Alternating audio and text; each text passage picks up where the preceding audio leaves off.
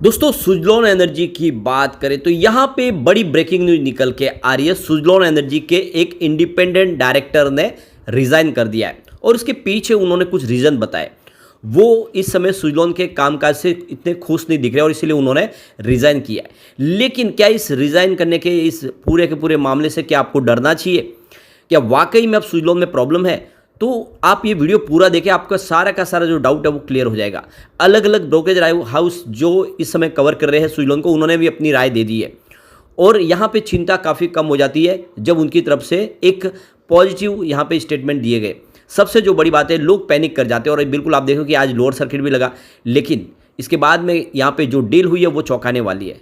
काफ़ी जम के खरीदारी भी हो रही है और क्या करना चाहिए हमें, तो इस पूरे मामले को अच्छे से समझेंगे और आने वाले समय आगे की क्या संभावना है उसको जानेंगे इस वीडियो के माध्यम से। लेकिन फ्रेंड, उससे पहले अगर आप पहली बार हमारे चैनल पे आए तो चैनल को सब्सक्राइब कर दीजिए, एक बेल आइकॉन दबा दीजिए ताकि जब भी नया वीडियो बने पहला नोटिफिकेशन आपको मिले। वीडियो पसंद आए तो लाइक से जरूर कीजिए। चलो फ्रेंड्स, वीडियो स्टार्ट करते हैं। मैं हूँ आपका दोस्त एसपी दवे और हमारे अपने चैनल ऑनलाइन कमाई में आपका बहुत बहुत स्वागत है।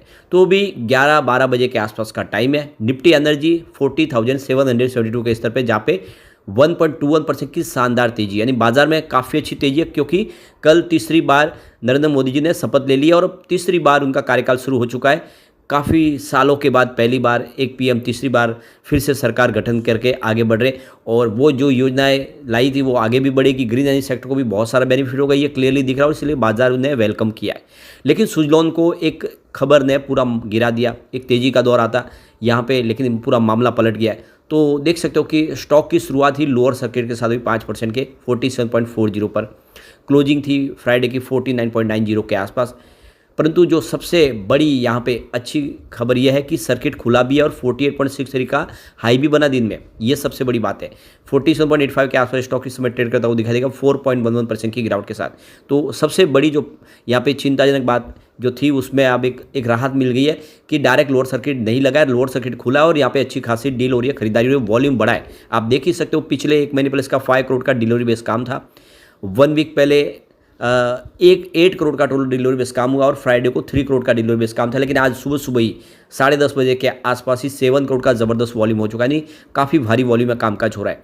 अब इसके लिए जो सबसे बड़ी गुड न्यूज़ है कि स्टेज 3 में आ चुका है, स्टेज 4 से इसको शिफ्ट कर लिया है स्टेज 3 में, यानी ASM लिस्ट अब 4 में नहीं है। ये इसके एक बड़ी राहत की खबर है। आने वाले समय ये धीरे धीरे और नीचे आता हुआ दिखाई देगा।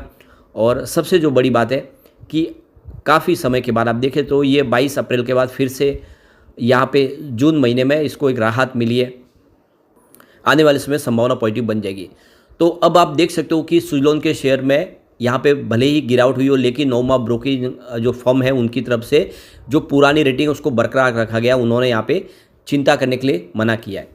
तो यहाँ पे देख सकते हो कि जो खबर निकल कर आई है कि कोऑपरेटिव गवर्नेंस स्टैंडर्ड की अपेक्षाओं पे खरा नहीं उतरने की वजह से और कुछ कम्युनिकेशन में खुलेपन और पारदर्शिता की अभाव था, ऐसी उम्मीदों को लेकर सुजलॉन एनर्जी के मैनेजमेंट में आप देखें तो जो उनके इंडिपेंडेंट डायरेक्टर है मार्क डीसी डीलर, उन्होंने रिज़ाइन कर दिया है। तो आप देख सकते हो कि उन्होंने यहाँ पे बताया कि यहाँ पे मामला थोड़ा सा ठीक है कि प्रॉब्लम में है और मैं चाहता हूँ कि यहाँ से इसमें अब अपना कार्यकाल को पूरा करूँ। लेकिन यहाँ पे गौर करने वाली बात है कि उनका कार्यकाल ऑलरेडी पूरा होने वाला है सितंबर में ही, यानी अभी सिर्फ 2 महीने का ही वक्त बाकी है। उसके बाद तो ऑलरेडी वो वैसे ही यहाँ से बोर्ड से बाहर होने वाले थे। अब इस मामले में सुजलॉन एनर्जी के CEO तो देखो कि तांती जी की तरफ से ये स्पष्ट किया गया कि उठाए गए मुद्दे प्रकृति में नरम और प्रोसेस ओरिएंटेड है, जिन्हें उचित समय पर लागू किया जाएगा। यानी जो उन्होंने सवाल उठाए उसके जल्द से जल्द उसके निवारण कर लिए जाएंगे। कोई बड़ी बात नहीं है, ये जो मामला है इतना कोई टेंशन वाला नहीं है। मैनेजमेंट ने दोहराया कि नियमों के अनुसार सभी कानूनी और वित्तीय डिस्क्लोजर को पूरी तरह से अनुपालन किया गया है, यानी जो भी जानकारी देनी चाहिए वो पब्लिक डोमेन में सारी जानकारी हम दे रहे हैं। सारा का सारा मैनेजमेंट पारदर्शी तरीके से काम कर रहा है। मैनेजमेंट ने दोहराया कि नियमों के अनुसार सभी कानूनी तरीक़ों से ही हम बिजनेस कर रहे हैं और ऐसे में ये जो उन्होंने जो सुझाव दिया है उसका हम ध्यान रखेंगे। लेकिन सबसे बड़ी बात है, उनका कहना है कि जो सुझाव दिया गया है उसका परिचालन संबंधी अनियमितता और कानून न पालन करने के बारे में नहीं था। यानी उन्होंने एक तरह से देखे तो कोई बड़ी यहाँ पे ब्लेम नहीं लगाई सुजलॉन पे इंडिपेंडेंट डायरेक्टर की तरफ से। तो यहाँ पे जो उन्होंने लेटर लिखा इंडिपेंडेंट डायरेक्टर ने विनोद तांती जी को, उसमें कहा गया है कि पिछले 18 महीनों से सुजलॉन के ऑपरेशनल और फाइनेंशियल परफॉर्मेंस से वो बहुत खुश है। इस बात को आपको गौर करना चाहिए, यानी जो ऑपरेशनल और फाइनेंशियल परफॉर्मेंस है वो बहुत अच्छी है, ये उन्होंने लेटर में लिखा है। लेकिन कई स्थितियां ऐसी भी आई जहां पे कॉरपोरेट गवर्नेंस स्टैंडर्ड्स उनकी उम्मीदों पे खरे नहीं उतरे। तो यह एक लाइन है, आप देख सकते हो कि उन्होंने बिजनेस में कोई किसी प्रकार की कमी नहीं देखी है, उनका काम करने का तरीका सही है। कुछ उनके इश्यूज रहे होंगे, तो आप देख सकते हो कि ये कोई बड़ा इशू नहीं है। और नोमा ने भी अब यहाँ पे अपनी तरफ से राय दी, क्योंकि नोमा इसको कवर करते हुए उन्होंने इसका टारगेट दिया है। तो नोमा का कहना है कि इंडिपेंडेंट डायरेक्टर ने जो मुद्दे उठाए वह बहुत सॉफ्ट है और प्रोसेस ओरिएंटेड है। नोमा ने मई में ही सुजलॉन के लिए कवरेज करना शुरू किया था, और अब नोमा ने कहा कि कोई फर्क नहीं पड़ता, जो हमारा टारगेट है, बाय की रेटिंग है, वो बिल्कुल बना है, अभी भी कायम है और 53 का टारगेट दिया हुआ है। तो नोमा की तरफ से क्लीन चिट दे दी गई है सुजलॉन को, यानी जो भी इंडिपेंडेंट डायरेक्टर ने सवाल उठाए थे उससे ज़्यादा कोई फर्क नहीं पड़ने वाला। नोमा का कहना है कि सुजलॉन एनर्जी फाइनेंशियल 2024 से लेकर 27 ई के दौरान 31% ओबी और 61% प्रॉफिट आफ्टर टैक्स CAGR के साथ WTG टन की EPSC एग्जीक्यूशन अपनी लीडरशिप बनाए रखने में सक्षम है, यानी वो मार्केट में आगे भी लीडर बने रहेंगे। और इसीलिए आने वाले इसमें सुजलॉन में हमारी जो कॉल है जारी रहेगी, और उसमें आप खरीदारी की संभावना देखने, जो मार्केट शेयर उनका 30% है वो आगे भी बना रहेगा।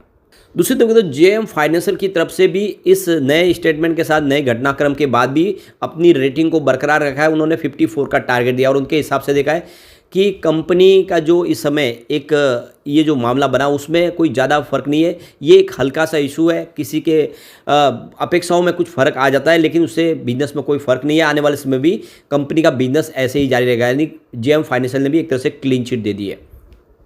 दूसरे तरफ तो मेहता इक्विटीज़ की तरफ से भी देखें तो इस मामले को देखकर उनका कहना है कि शॉर्ट टर्म में थोड़ा सा पेन क्रिएट हो सकता है, लेकिन जो लॉन्ग टर्म पोजीशन है वो काफ़ी अच्छी है। फाइनेंशियल पोजीशन बहुत बेहतर है, ऑपरेशनल बिजनेस काफ़ी अच्छा है, कंपनी पूरी से नेट डेट फ्री है, वर्किंग कैपिटल काफ़ी अच्छी है, सरकार का पूरा सहयोग मिल रहा है, REC के साथ मिलकर वो अपने बिजनेस को आगे बढ़ा रहे। ऐसे में आने वाले समय कोई टेंशन वाली बात नहीं। उनका कहना जो सपोर्ट है यहाँ पे 4290 और 4385 के आसपास है, और यहाँ पे अगर एक बार 44 से लेकर 45 के आगे पुल बैक आया तो देख सकते हो कि ये स्टॉक 65 का फर्स्ट टारगेट और 75 का सेकंड टारगेट दिखा सकता है। 35 का स्टॉप लॉस लगा के इसमें आपको बने रहना है। तो देख सकते हो कि चाहे ग्लोबल ब्रोकरेज हाउस है, इंडिया के ब्रोकरेज हाउस, सभी के सभी बुलिश है। दूसरे पे देखें तो हेज.इन के राहुल घोष जो CEO है, उनका कहना है कि इस समय जो चार्ट पैटर्न पे स्टॉक बुलिश दिखाई दे रहा है, और एक बार 51 के ऊपर क्रॉस कर जाएगा तो एक नई रैली इसमें शुरू हो सकती है। क्लोज अगर 37 के नीचे था तो थोड़ी सी गिरावट की संभावना बन सकती है।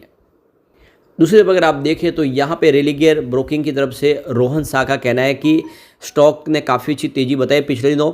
अभी एक मामला जो रिजिग्नेशन का बना है उससे कुछ संभावना नेगेटिव बन सकती है, थोड़ा सा स्टॉक नीचे आ सकता है, लेकिन जो इसकी एक रेंज है वो 50 से लेकर 38 के आसपास बन रही है, यानी हाई में 50 नीचे 38 तक जा सकता है, लेकिन ओवरऑल देखें तो निचले लेवल से खरीदारी का अच्छा मौका भी बन रहा है। तो इसके सपोर्ट 42 और 38 के हैं, और एक बार 50 को क्रॉस करेगा तो 60 तक जाने की संभावना बन जाएगी। तो ये क्लियरली देख सकते हो कि सभी ब्रोकरेज हाउस बुलिश है, चिंता की कोई बात नहीं है। इसके अलावा सुजलॉन एनर्जी की तरफ से यहाँ पे अपने इन्वेस्टर के साथ में मीटिंग की गई थी, अपने रिजल्ट को डिस्कस भी किया गया है, यहाँ पे इसकी जानकारी भी एक्सचेंज के माध्यम से दी गई है। अब यहाँ पे कुछ डील को समझने की कोशिश करने, क्या यहाँ पे लगातार गिरावट हो रही है। तो सुबह देख लो कि 9:15 पर 47.94 की प्राइस से 15,07,000 शेयरों की एक बिकवाली हुई। तो उसके बाद 9:15 पर 48.19 की प्राइस से 7,04,000 शेयरों की खरीदारी हुई, यानी सुबह इस लेवल पे खरीदारी भी हुई है। उसके बाद 9:15 पर 48 की प्राइस से यहाँ पे 1,55,12,000 शेयरों की एक बम्पर बिकवाली हुई। किसी बड़े फंड हाउस ने करोड़ों शेयर यहाँ पे बेचे सुबह ही, प्रॉफिट बुक अपनी कर ली है, और इसी वजह से लोअर सर्किट लगा। लेकिन उसके बाद 9:15 उसी समय 47.86 की प्राइस से 12,91,000 शेयरों की एक बड़ी खरीदारी और हुई। तो उसी समय 9:15 पर 47.40 की प्राइस से, यानी लोअर सर्किट पर ही 22,67,000 शेयरों की बिकवाली हुई। उसके बाद 9:19 पर 48.45 की प्राइस से 10,60,000 शेयरों की एक खरीदारी हुई। फिर 9:29 पर 48.07 की प्राइस से 7,57,000 शेयरों की खरीदारी और हुई। फिर 10:22 पर 48.01 की प्राइस से 8,68,000 शेयरों की एक खरीदारी और हुई। तो फिर 10:32 पर 47.87 की प्राइस से 5,12,000 शेयरों की एक बिकवाली हुई। तो ये क्लियरली आप समझ सकते हो कि यहाँ पे कुछ बड़े फंड हाउस ने शेयर बेचे, लोअर सर्किट लगा, लेकिन उसके बाद में खरीदारी लौट के आई। अच्छी खासी खरीदारी इस लेवल पे हो रही है, बड़े फंड हाउस खरीदारी करे और सारे के सारे ब्रोकरेज हाउस बुलिश है, चाहे ग्लोबल हो या डोमेस्टिक। तो चिंता की कोई बात नहीं, स्टॉक फिर आने वाले समय कमाल करेगा। तो इंडिपेंडेंट डायरेक्टर की तरफ से जो कहा गया है उसको यहाँ पे ज़्यादा सीरियसली कोई नहीं ले रहा है, और उन्होंने ये भी कहा है कि बिजनेस अच्छा है, फाइनेंशियल सेहत अच्छी है, तो चिंता की कोई बात नहीं, बने रहे। लेकिन फ्रेंड, कोई भी इन्वेस्टमेंट करने से पहले अपने फाइनेंशियल एडवाइजर्स बड़े ले ले या अपना खुद का रिसर्च करें, क्योंकि मैंने वीडियो आपके एजुकेशनल पर्पज़ के लिए ही बनाया। वीडियो पसंद आए तो लाइक से जरूर कीजिए और चैनल को सब्सक्राइब कर दीजिए। Thank you friends.